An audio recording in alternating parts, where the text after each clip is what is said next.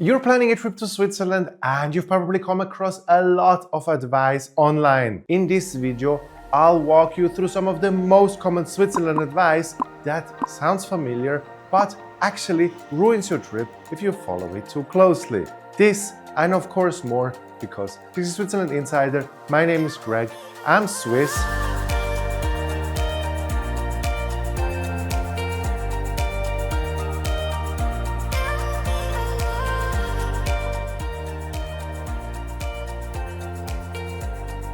People reach out and say, I'm in Switzerland for 3 days. I want to see the whole country. What should I do? And on paper, it sounds doable. Switzerland is small, distances don't look that big, and the train system is very efficient.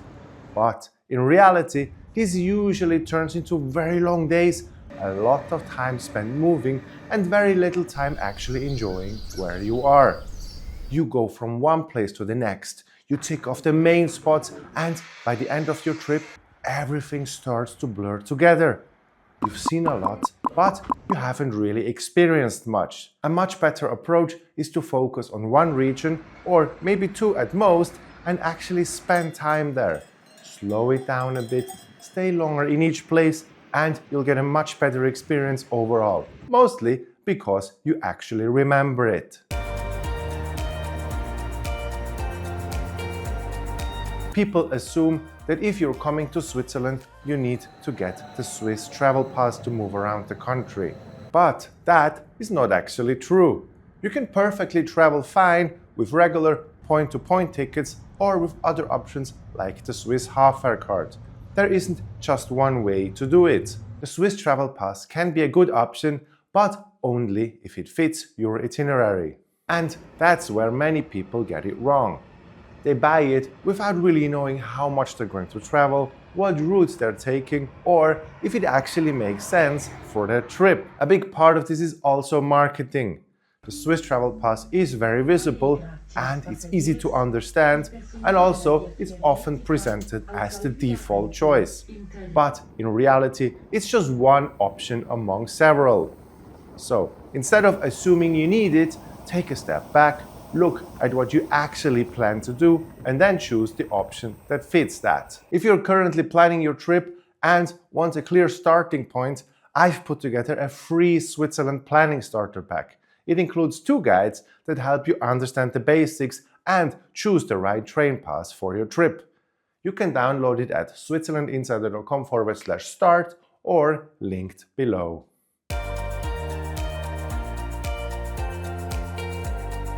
People say the Swiss travel pass is a rip-off and you should definitely not get it. And to be fair, I understand where that's coming from. When you first look at the price, it's a big upfront cost.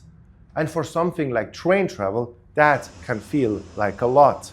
But these prices aren't random. They're based on how people actually travel in Switzerland. And lots of market research is done for this pass, dating back decades. Obviously today, this is all done in sort of a digital manner, but I remember when I was smaller, every sort of 10th train ride or so, somebody from market research will come up to me and ask, Greg, where did you come from? Where did you go? Where did you come from? Anyways, and if the pass didn't make sense at all, it wouldn't still be around and widely used. There are cases where other options are cheaper. But there are also many itineraries where the Swiss travel pass actually works really well. You get a lot of flexibility, you do not have to think about every single train ticket, and in many cases, the difference in total cost isn't as big as people expect. And this is why, for the majority of the itineraries I see, the Swiss travel pass is often the best overall solution. So, if you decide that the Swiss travel pass is the right option for your trip, you can actually book it through my link in the description. Then simply print it out and show it to a ticket inspector when prompted. Getting it through my link doesn't cost you anything extra, but it supports the channel.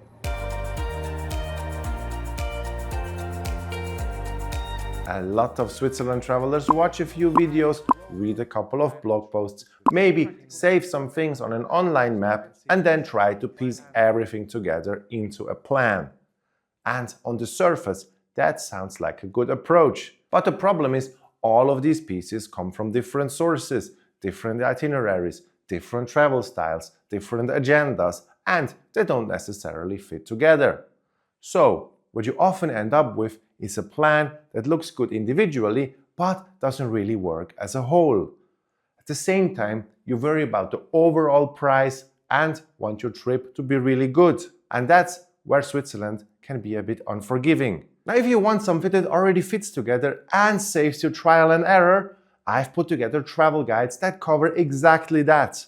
They include done-for-you itineraries, breakdowns of entire regions and cities, as well as recommendations where to stay and eat. You can find them on switzerlandinsider.com/guides or linked below.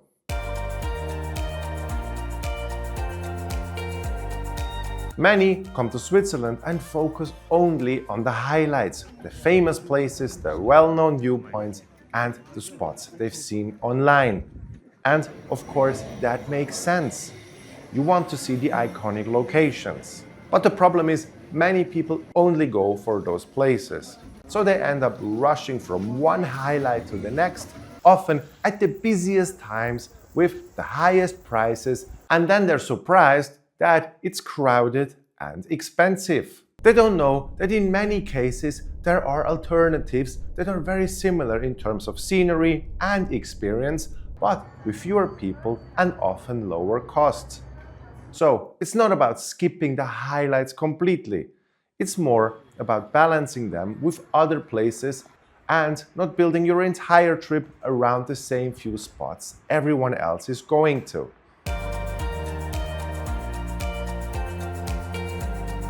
People say, I'm going to Switzerland. I only want to see mountains and villages. And of course, that's a big part of what makes Switzerland special. But focusing only on that means you're missing a lot. Switzerland cities have a lot to offer. History, architecture, as well as culture. And each one feels quite different. And I don't say that as a cliche. Places like Bern, Basel, Zurich or Lucerne all have their own character and they add something completely different to your trip compared to the mountains. So, if you skip them entirely, you're only seeing one side of Switzerland. In my opinion, the best trips are a balance. Some time in nature, but also time in cities. And if you're planning to visit Lucerne, for example, I am also offering a walking tour there starting this summer. And there I'll show you some of the stories of the city, hidden corners, and details you wouldn't notice on your own.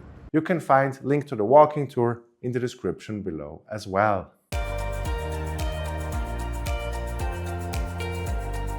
A lot of people come to Switzerland and feel like because it's expensive, they need to do as much as possible every single day to justify the costs. And I see this all the time as well. People send me their plans and say, I have 7 days, and then they have packed in what is essentially 2 weeks of activities. And just looking at it, you already know it's not going to work.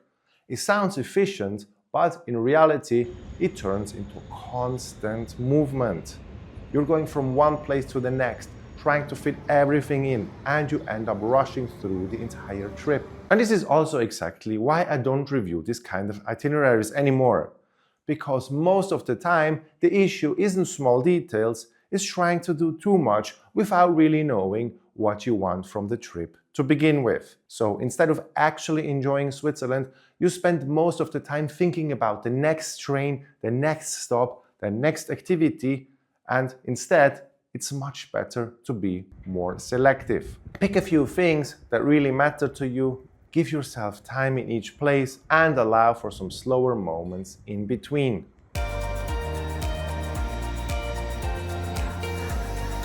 Now, there's this idea that because Swiss trains are very, very punctual, you need to be very, very careful not to miss one. Almost like every connection is mission critical. And yes, trains in Switzerland are very reliable. They usually run on time and the system is really well organized. But At the same time, people often overestimate how big of a problem it is to actually miss a train. In many cases, there is another connection coming very soon, often within 15 to 30 minutes. And the system is designed in a way that connections are structured and repeat throughout the day. So, missing one train is usually not the end of your plan, but stressing the entire day about making that very one train will add a lot of unnecessary stress to your trip. Of course, you still want to be on time, especially for more specific routes or in more remote areas where the post bus only runs about 3 times a day. But for most standard routes, there is no need to stress about it too much.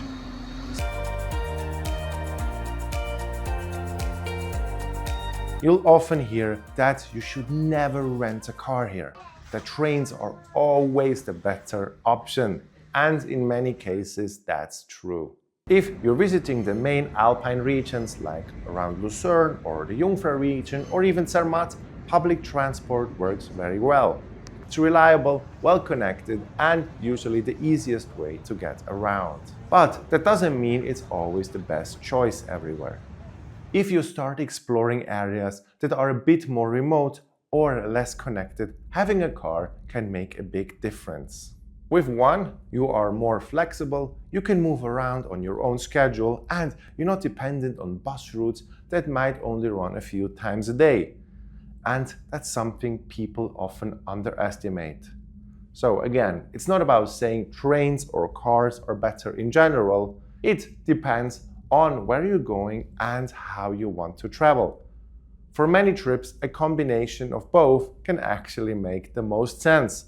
And that in itself is a very Swiss way to approach your trip. Now, if you found this helpful, feel free to subscribe for more cool Switzerland travel content. And if you're currently planning your trip, you can check out the free Switzerland Planning Starter Pack I've linked in the description. Thank you very much for watching. See you soon around in Switzerland. Bis bald und tschüss.